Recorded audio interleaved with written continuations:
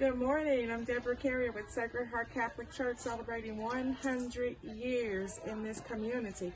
We were hit pretty hard by Hurricane Laura and then followed up with Hurricane Delta.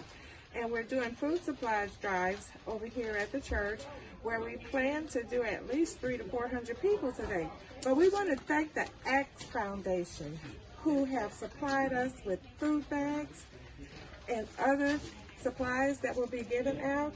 We're very grateful, we're very humble, and we thank everyone who supports our community. Even though we were damaged, our souls are still willing to give out and feed the community. And we thank you so much for your participation.